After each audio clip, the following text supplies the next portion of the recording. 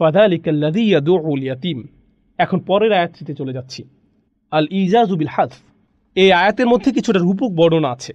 আপনি যদি আসলেই জানতে চান দ্বীনের বিরুদ্ধে আসলে কে মিথ্যা বলে, জেনে নিন এ হচ্ছে সে যে ইয়াতিমদের গলা ধাক্কা দেয়। ফা অক্ষরটি এখানে এটাকে বোঝানোর জন্যই ব্যবহৃত হয়েছে। এই ফা হচ্ছে এখানে প্রমাণ যে পরকালে বিশ্বাস করে না, সে তো সেই যে ইয়াতিমের সাথে খারাপ আচরণ করে। এতিমরা হচ্ছে সে সকল মানুষদের প্রতিনিধি যাদের সমাজে কোনো সাপোর্ট নেই, যাদের সামাজিক কোনো সমর্থন একেবারেই নেই। আর হ্যাঁ, এতিম বলতে নির্দিষ্টভাবে তাদেরকেই বোঝায় যারা তাদের বাবা মাকে হারিয়েছে খুবই অল্প বয়সে।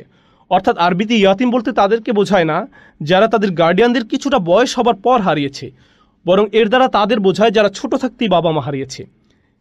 এখন কেউ তার বাবা মাকে হারানোর পর, যদিও সেটা তরুণ বয়সেও হয়, তার অনুভূতি কেমন হয়? সে সমাজে নিজেকে একাকী ভাবা শুরু করে, মানসিকভাবে বিপর্যস্ত হয়ে পড়ে, পায়ের নিচের মাটি সরে গেছে এমন একটা অনুভূতি তাকে গ্রাস করে। এই পরিস্থিতি খুবই কষ্টের যদি সে একজন প্রাপ্তবয়স্ক হয় তারপরেও। তাহলে একটা শিশুর জন্য এই পরিস্থিতি কতটা দুঃখের হতে পারে ভাবতে পারেন? লক্ষ্য করুন, আমরা একটু প্রাপ্তবয়স্ক হয়ে গেলে বাবা মাদের খুব একটা স্মরণ করি না, কিন্তু একটা বাচ্চার ক্ষেত্রে একটু শুধু চিন্তা করে দেখুন, সেই দিনে কতবার আব্বা আম্মাকে ডাক দেয়, আম্মু, আব্বু, আম্মা, বাবা। সে সারাদিন ডাকতেই থাকে। একই ঘরে থাকার পরেও সে যদি তার মাকে 2 মিনিটের জন্য না দেখতে পায়, ডাক দিয়ে ওঠে, মা তুমি কোথায়, তুমি কোথায়? প্রতিটি শিশুর ক্ষেত্রে এমন হয়। তাদের প্রয়োজন, তাদের আশ্রয়, তাদের দুনিয়াটাই এই বয়সে তাদের আম্মা কিংবা তাদের আব্বা। এখন যখন এই আম্মা আব্বা তাদের থেকে বিচ্ছিন্ন হয়ে যায়, ইয়াতিম, চিন্তা করতে পারেন কতটা অসহায় তখন এই শিশু, আর কতটা কষ্টের তখন তার জীবন। তো এই মানুষগুলোই নিঃসন্দেহে সবচাইতে বেশি দয়া, বেশি করুণার দাবিদার, সর্বোচ্চ সমবেদনার হকদার। সমাজে যাদের প্রতি সর্বোচ্চ সম্মান প্রদর্শন করা উচিত। এখন সে ব্যক্তি কেমন মানুষ যে এরকম অসহায়দের তুচ্ছ-তাচ্ছিল্য করতে পারে? কতটা জঘন্য, পৈশাচিক মানুষ সে, বুঝতে পারছেন নিশ্চয়ই। যখন আপনি পরকাল অস্বীকার করছেন, আপনি এমন কিছু অস্বীকার করছেন যেটা আপনার অন্তরে আছে। আর অন্তরে বিদ্যমান কোনো কিছু যখন আপনি অস্বীকার করছেন, আপনার অন্তর কিছুটা কঠিন হয়ে যাচ্ছে। আর যখন অন্তরটা কঠিন হয়ে যাচ্ছে, সেখান থেকে যা কিছু হারিয়ে যাবে তার মধ্যে একটা হচ্ছে দয়াশীলতা। কারণ বিশ্বাসীদের জন্য আল্লাহ তাআলা ঘোষণা করছেন, ওয়াতাওয়াসাউ বিল মারহামাহ সুম্মা কানা মিনাল্লাযীনা আমানু ওয়াতাওয়াসাউ বিস-সাবর ওয়াতাওয়াসাউ বিল মারহামাহ। ঈমান, এই ঈমানের পরিণতি হচ্ছে দয়া। আর যখন ঈমান থাকবে না, এর সাথে সাথে কি চলে যাবে? অন্তরের ভিতরে যা যা উত্তম বিষয় রয়েছে সেগুলোও বিদায় নেওয়া শুরু করবে এবং সেগুলোতে মরিচা ধরবে। সেই ব্যক্তি দ্বীনের বিরুদ্ধে মিথ্যা বলছে, আর ফলস্বরূপ তার জন্য এখন হৃদয়হীন মানুষ হওয়া খুবই সহজ। ইয়াতিমকে সে সহজেই গলা ধাক্কা দিচ্ছে।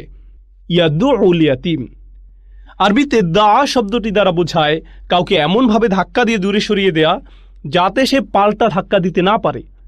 আরবিতে ভিন্ন আঘাতের জন্য রয়েছে ভিন্ন শব্দ। দা হচ্ছে কাউকে ভালোভাবে দূরে সরিয়ে দেয়া, দা কাউকে ভীত করার জন্যও ব্যবহৃত হয়। ঘাড় ধরে কাউকে জনসমাবেশ থেকে বের করে দিতে এর প্রয়োগ হয়। বের হয়ে যাও, দরজা থেকে লাথি মেরে বের করে দেওয়ার মতো এরকম আচরণ হয় সে ব্যক্তির ইয়াতিমদের প্রতি। আর হ্যাঁ, জানেন কি, ইয়াতিম হচ্ছে সে যার ব্যাপারে আল্লাহ তাআলা খুবই অনুভূতিপ্রবণ। অনাথ অবস্থার এই ধারণা, আল্লাহ আযজা ওয়া জাল্লা এই ব্যাপারে এতই আবেগী, সূরা নিসাতে আমরা ভেবে থাকি এই সূরা নিশ্চয়ই নারীদের নিয়ে আলোচনা করবে। অথচ দেখুন এটা কিভাবে শুরু হচ্ছে, ওয়া আতুল ইয়াতামা আমওয়ালাহুম, ওয়া আতুল ইয়াতামা, অর্থাৎ ইয়াতিমরা। রাসূলুল্লাহ সাল্লাল্লাহু আলাইহি ওয়াসাল্লামকে কোরআনে সতর্ক করা হয়েছে, ফাআম্মাল ইয়াতিমা, ফাআম্মাল ইয়াতিমা, প্রথমে ইয়াতিম সম্পর্কে, তারপরে ওয়া আম্মাস সাইলা, যে দান সাহায্য চায় তার কথা পরে এসেছে, ইয়াতিম প্রথমে। সুবহানাল্লাহ।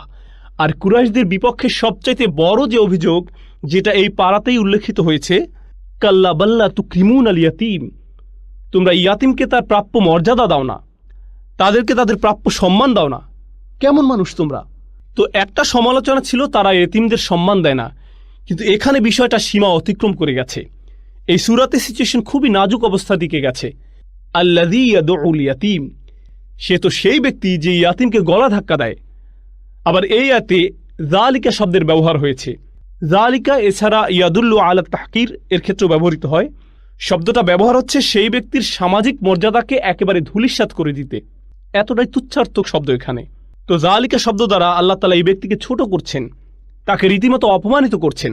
তোমার কত সাহস যে তুমি এতিমদের অপমান করো? তুমি নিজেই আসলে অপমানিত হওয়ার যোগ্য। ফাযালিকা আল্লাযী ইয়াদউল ইয়াতীম। ফা শব্দটা নিয়ে একটু কথা বলা যায়। এখানে একটা হচ্ছে ফা সাবাবিয়া, যেটা আমি আপনাদের কাছে আগে ব্যাখ্যা করেছি। ফা সাবাবিয়া অন্যভাবে বললে সে দিনের ব্যাপারে মিথ্যা বলে, আর এই কারণে সে ইয়াতিমকে গলা ধাক্কা দেয়। অর্থাৎ এখানে একটা কার্যকরণ ও কর্মফল সম্পর্ক বিদ্যমান। কিন্তু আরেকটা হচ্ছে ফা আতফিয়া, এর দ্বারা বোঝায় সে ব্যক্তি দিনের ব্যাপারে মিথ্যা বলে এবং ইয়াতিমকে গলা ধাক্কা দেয়। অর্থাৎ এই দুটো অন্যায় হচ্ছে একই মুদ্রার দুটি পিঠ। প্রথমটা হচ্ছে আল্লাহ তাআলার বিরুদ্ধে, আর দ্বিতীয়টা হচ্ছে মানবতার বিরুদ্ধে। যখন আপনি আল্লাহর বিরুদ্ধে অন্যায় করছেন, সেটা আপনার পাপী সত্তার কেবল একটা পার্ট। প্রকৃতিগতভাবে অন্য পার্টটি হবে মানবতার বিরুদ্ধে অন্যায়। আর এর বিপরীতটাও সত্য। যদি আপনি মানুষের সাথে অন্যায় করতে থাকেন, এটা শুধু সময়ের ব্যাপার যে আপনি আল্লাহ তাআলার বিরুদ্ধেও করবেন, ন্যাচারাল। এই সূরা আমাদেরকে যে শিক্ষাগুলো দেয় তার মধ্যে একটা হলো, যারা পরকাল অস্বীকার করে তাদের জন্য ইয়াতিমদের ধাক্কা দিয়ে তাড়িয়ে দেওয়া একটি সাধারণ আচরণ।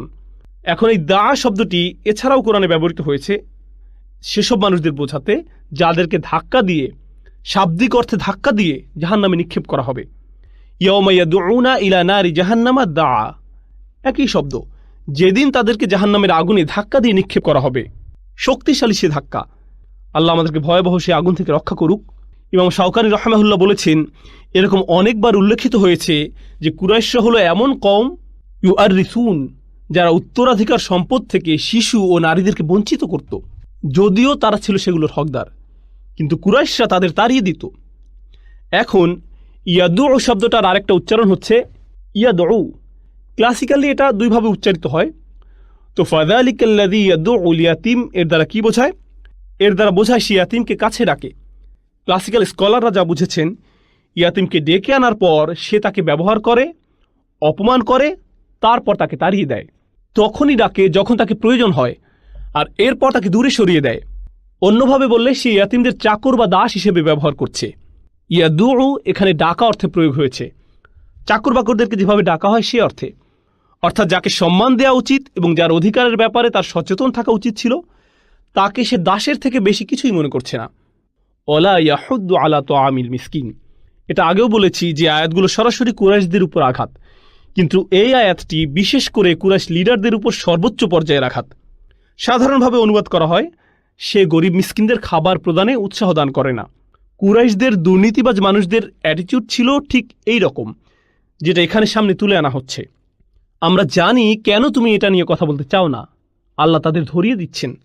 আমি জানি কেন তুমি বিষয়টা সামনে আনো না, অথচ তোমাদের কোষাগার অর্থে পরিপূর্ণ, কিন্তু এই ধন তুমি কোনোভাবেই গরিবদের জন্য খরচ করতে চাইবে না। আমরা জানি সেটা কেন, কারণ এই কোষাগার তুমি অন্য উদ্দেশ্যের জন্য বাঁচিয়ে রাখতে চাও, এবং তুমি নিজের মুখ কোনোভাবেই এই গরিব দুঃখীদের অধিকারের পক্ষে তুলবে না, যদি না তারা বিনিময়ে তোমাকেও বিশালভাবে দান করে তোমার উদ্দেশ্য হাসিলের জন্য।